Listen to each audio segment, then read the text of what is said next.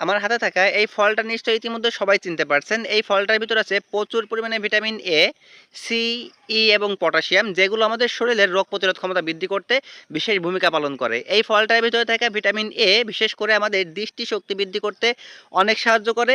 ভিতরে থাকা ই এবং সি আমাদের চুলের যত্নে এবং ত্বকের যত্নে বিশেষ ভূমিকা পালন করে। আমাদের ত্বকের উজ্জ্বলতা বৃদ্ধি করতে বা ত্বকের উজ্জ্বলতা ধরে রাখতে ভিটামিন সি প্রচুর কাজ করে, এবং ভিটামিন ই আমাদের চুলের যত্নে ব্যবহার করে, অর্থাৎ আমাদের চুল পড়ার যে রোগগুলো আছে এবং চুলের যে সুস্বাস্থ্য আছে, চুলের পিএইচ বা চুলের বাদবাকি যে বিষয়গুলো আছে সবগুলো আমাদের ভিটামিন ই নিয়ন্ত্রণ করে থাকে।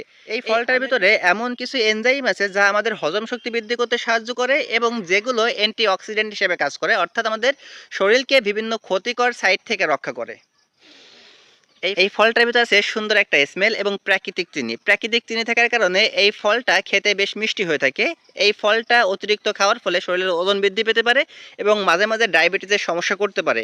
তবে সব থেকে বড় বিষয় হলো এই ফলটা যদি বেশি পরিমাণে খাওয়া হয় তাহলে অনেক ক্ষেত্রে অ্যাসিডিটির সমস্যা সৃষ্টি করতে পারে। আমি এই ফলটাকে এমনভাবে বারবার নাড়াচাড়া করতেছি যে এই ফলটার নাম এত সময় আপনারা সবাই জেনে গেছেন। এটা একটা পাকা আম।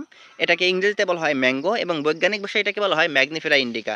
আজ থেকে প্রায় 4000 বছর পূর্বে এই ফলটার সন্ধান পাওয়া যায়। এই ফলটার সন্ধান পাওয়া গেছিল ভারতবর্ষের মায়ানমার বা বার্মায় এবং বাংলাদেশ এবং এর আশেপাশের অঞ্চলগুলোতে।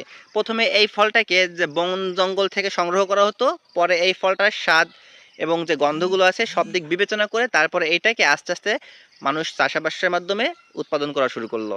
এই ফলটার যে পাতা আছে, গাছটার যে পাতা আছে, সেই পাতা প্রচুর স্বাস্থ্যের জন্য উপকারী। সেই পাতা নিয়ে আমরা পরবর্তী ভিডিওতে আলোচনা করব এবং আম নিয়ে আরও বেশ কয়েকটা চমৎকারী তথ্য আছে, সেই তথ্যগুলো আমরা পরবর্তী ভিডিওতে আপনাদের সাথে শেয়ার করব।